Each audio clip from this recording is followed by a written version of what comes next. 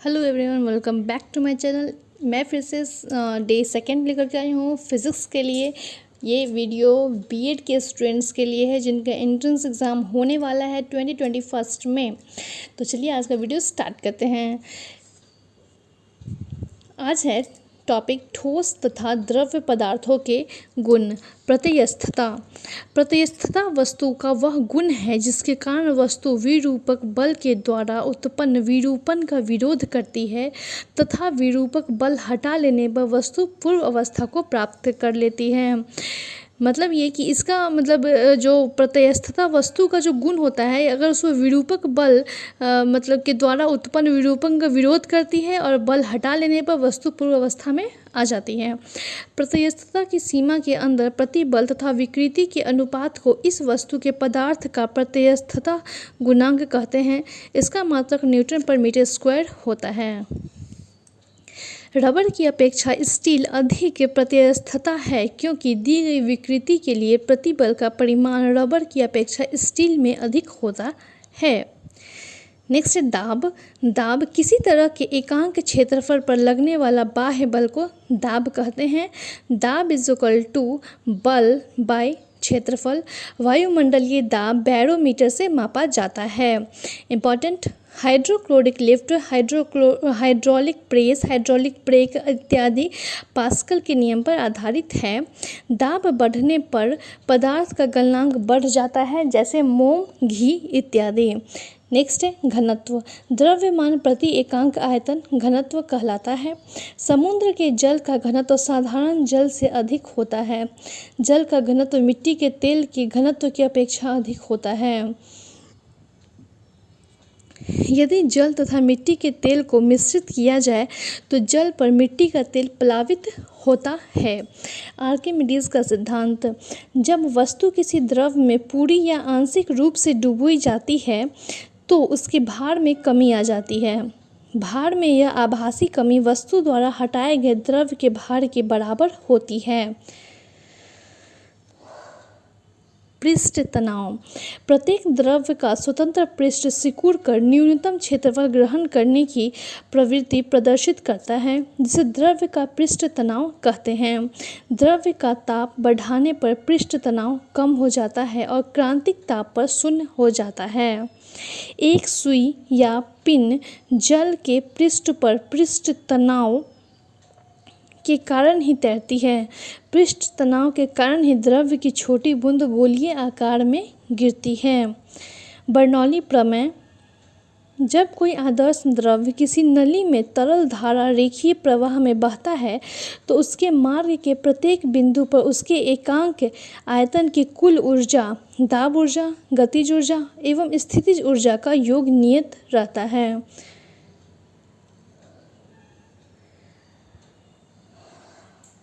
Railway station के platform पर खड़ा व्यक्ति तेजी से आ रही ट्रेन की ओर उनके बीच तेजी से गतिमान वायु के दाब के कारण अंदर को खिंचाव उत्पन्न करता है। ये रहा ठोस और द्रव पदार्थों के गुण, आर्किमिडीज के सिद्धांत, पृष्ठ तनाव, बर्नौली प्रमेय। इसमें इम्पॉर्टेंट आपका रहेगा जैसे कि प्रत्यस्थता का मात्रक क्या होता है, उसके बाद ये मतलब किसमें अधिक प्रत्यस्थता होती है, रबर में या स्टील में। दाब का जो दाब वायुमंडलीय दाब का को किस चीज़ से मापा जाता है, तो बैरोमीटर से। पास्कल के नियम पर क्या क्या आधारित है। दाब बढ़ने पर पदार्थ का गलनांक बढ़ जाता है किस किस चीज़ में। आर्किमिडीज का सिद्धांत, पृष्ठ तनाव और बर्नौली प्रमेय। अब आते हैं हम गुरुत्वाकर्षण पे। चलिए स्टार्ट करते हैं। गुरुत्वाकर्षण। गुरुत्वाकर्षण वह आकर्षण बल है जिससे पृथ्वी किसी वस्तु को अपने केंद्र की ओर खींचती है। न्यूटन 1686 ईस्वी में न्यूटन ने यह बताया कि ब्रह्मांड में स्थित प्रत्येक पिंड दूसरे पिंड को अपनी ओर आकर्षित करता है। पृथ्वी के गुरुत्व के कारण ही पृथ्वी पर वायुमंडलीय उपस्थित है। गुरुत्व के कारण ही वायुमंडल में के कण पृथ्वी को छोड़कर नहीं जा पाते हैं। चंद्रमा पर गुरुत्वीय त्वरण का मान पृथ्वी के गुरुत्वीय त्वरण मान का 1/6 होता है। पृथ्वी तल से नीचे या ऊपर जाने पर जी का मान घटता है। जी का मान पृथ्वी के ध्रुव पर अधिकतम होता है। जी का मान विषुवत रेखा पर न्यूनतम होता है। पृथ्वी की घूर्णन गति बढ़ने पर जी का मान कम हो जाता है और पृथ्वी की घूर्णन गति घटने पर जी का मान बढ़ जाता है। पृथ्वी के केंद्र पर जी का मान 0 होता है। ये इम्पॉर्टेंट है कि पृथ्वी जब ऊपर नीचे जाता है तो जी का मान क्या होता है, जी का मान कहाँ अधिकतम है, कहाँ न्यूनतम है, और जब जी का मान घूर्णन गति बढ़ता है तो क्या होता है और घटता है तो क्या होता है और कहाँ पर मान इसका 0 है। अब देखते हैं गुरुत्वाकर्षण का सार्वत्रिक नियम।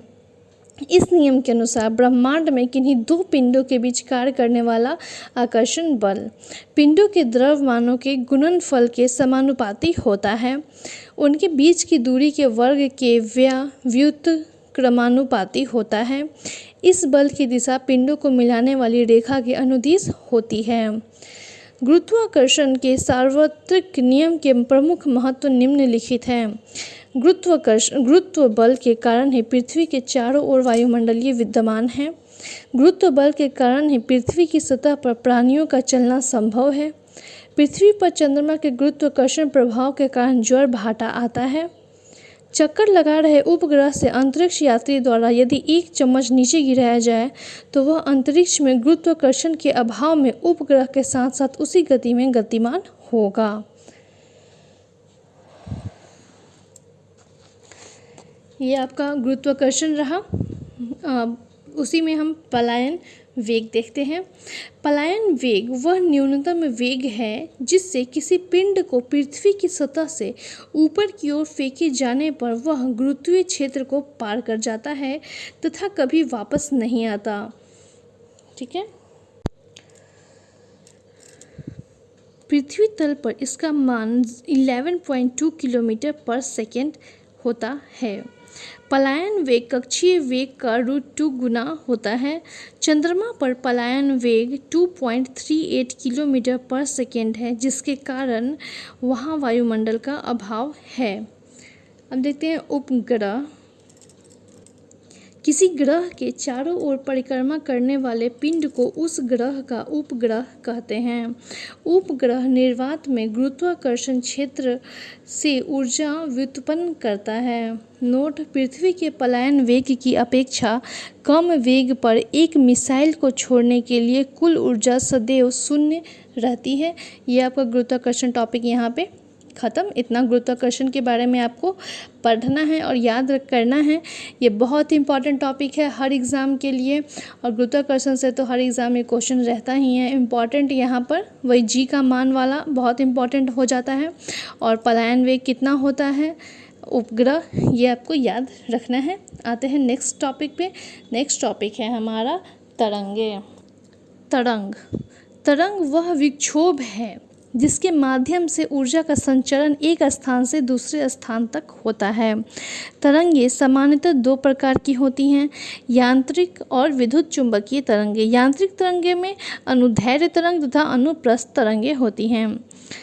अब देखते हैं ध्वनि तरंगे। ध्वनि एक स्थान से दूसरे स्थान तक तरंगों के रूप में गमन करती हैं। ध्वनि तरंगे अनुदैर्घ्य यांत्रिक तरंगे होती हैं। ये तरंगे वायु में 332 मीटर पर सेकेंड की चाल से चलती हैं लगभग। नोट: कैथोड किरणें, कैनाल किरणें, अल्फा बीटा किरणें ध्वनि तरंग तथा परासर्व तरंगे विद्युत चुंबकीय तरंगे नहीं हैं। ध्वनि के अभिलक्षण। ध्वनि के प्रमुख अभिलक्षण निम्न हैं: तारत्व अथवा पिच, प्रबलता, गुणता और तीव्रता। फर्स्ट देख लेते हैं। तारत्व ध्वनि का वह गुण है जिससे ध्वनि का मोटा या पतला होना ज्ञात होता है। प्रबलता ध्वनि का वह लक्षण है जिसके आधार पर ध्वनि कान को धीमी या तेज सुनाई पड़ती है, प्रबलता कहलाती है। ध्वनि का प्रबलता डेसिबल में मापी जाती है।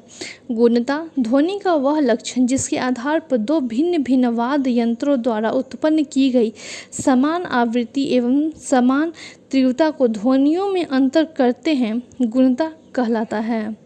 नोट: संगीत में सुर की कोटि मौजूदा सन्नाद पर निर्भर करती है। तीव्रता किसी एकांक क्षेत्रफल में प्रत्येक सेकंड में प्रभावित ध्वनि ऊर्जा की मात्रा ध्वनि तीव्रता कहलाती है।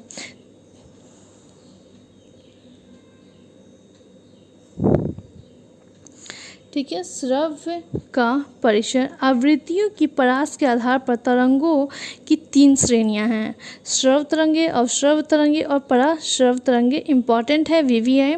श्रव्य तरंगे 20 हर्ट्ज 20 हर्ट्ज से 20,000 हर्ट्ज की परास की होती है।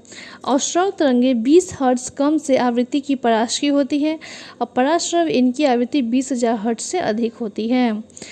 नेक्स्ट है ध्वनि की चाल पर भौतिक राशियों का प्रभाव। दाब का प्रभाव, ताप का प्रभाव, आर्द्रता का प्रभाव, वायु का प्रभाव आपको अब देखना है। देखते हैं दाब का प्रभाव।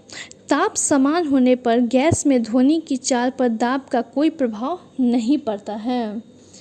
ताप का प्रभाव। गैसों में ध्वनि की चाल गैस के परम ताप के वर्गमूल के समानुपाती होती है। मध्यम का ताप बढ़ने पर उसमें ध्वनि की चाल बढ़ जाती है। वायु में 1 डिग्री सेल्सियस ताप बढ़ने पर ध्वनि की चाल 0.61 मीटर पर सेकेंड बढ़ जाती है। आर्द्रता का प्रभाव। नमी युक्त वायु का घनत्व शुष्क वायु के घनत्व से कम होता है, अतः नमी युक्त वायु अर्थात आर्द्रता में ध्वनि की चाल शुष्क वायु की तुलना में बढ़ जाती है। यही कारण है कि बरसात के मौसम में सीटी की आवाज़ बहुत दूर तक सुनाई देती है। वायु का प्रभाव। यदि वायु चल रही है तब ध्वनि की चाल बदलती रहती है। यदि ध्वनि की चाल बढ़ रही है तो यह दर्शाती है कि ध्वनि तरंगों के संचरण की दिशा में वायु बह रही है। नेक्स्ट, प्रतिध्वनि। ध्वनि की पुनरावृत्ति के कारण ध्वनि का परावर्तन प्रतिध्वनि कहलाता है। हमारे मस्तिष्क में ध्वनि की संवेदना लगभग 0.1 सेकेंड तक बनी रहती है।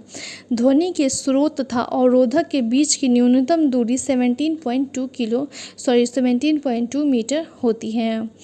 मैक संख्या। किसी माध्यम में किसी पिंड की चाल तथा उसी माध्यम में ताप एवं दाब की उन्हीं परिस्थितियों में ध्वनि की चाल के अनुपात को उस वस्तु की उस माध्यम में मैक संख्या कहते हैं। सरल लोलक। लोलक का अधिकतम आवर्तकाल 84.6 मिनट है। लोलक घड़ी गर्मी में सुस्त तथा सर्दी में तेज होती है। यदि लिफ्ट मुक्त रूप से गुरुत्व के अंतर्गत गिर रही है तब लोलक का आवर्तकाल अनंत हो जाएगा। चंद्रमा पर लोलक घड़ी को ले जाने पर उसका आवर्तकाल बढ़ जाएगा, क्योंकि जी का मान पृथ्वी पर जी के मान का 1/6 गुना है। ठीक है, अब आते हैं उष्मा, हीट। उष्मा ऊर्जा का वह रूप है जिससे हम गर्मी अनुभव करते हैं। इसका मात्रक कैलोरी, किलो कैलोरी तथा जूल है। 1 calorie is equal to 4.18 joule is equal to 4.2 joule. ताप किसी वस्तु की गर्माहट तथा ठंडक का मापन ताप कहलाता है। जब दो वस्तुएं संपर्क में स्थित होती हैं तो ऊष्मा का प्रभाव सदैव उच्च ताप वाली वस्तु से निम्न ताप वाली वस्तु की ओर होता है। वस्तु के ताप को मापने के लिए जो यंत्र प्रयोग किया जाता है उसे थर्मामीटर कहते हैं। मानव शरीर का सामान्य ताप 37 डिग्री से 48 डिग्री 98.4 फ़ारेनहाइट है। -40 डिग्री सेंटीग्रेड पर ताप सेल्सियस और फ़ारेनहाइट के समान होता है। डॉक्टरी थर्मामीटर 98 डिग्री फ़ारेनहाइट से 96 डिग्री फ़ारेनहाइट से 110 डिग्री फ़ारेनहाइट तक के ताप को मापता है। पारे का हिमांक -39 डिग्री सी होता है तथा इससे नीचे का ताप मापने के लिए अल्कोहल युक्त थर्मामीटर का प्रयोग किया जाता है। अल्कोहल का हिमांक 115 डिग्री सी होता है। पायरोमीटर से सूर्य के ताप को मापा जाता है।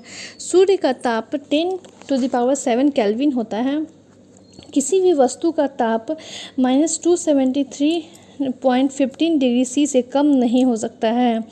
इसे परम शून्य ताप कहते हैं। इसे केल्विन पैमाने पर 0 के लिखते हैं, अर्थात 0 K is equal to -273.15 degree C एवं 273.15 K is equal to 0 degree C। विशिष्ट ऊष्मा।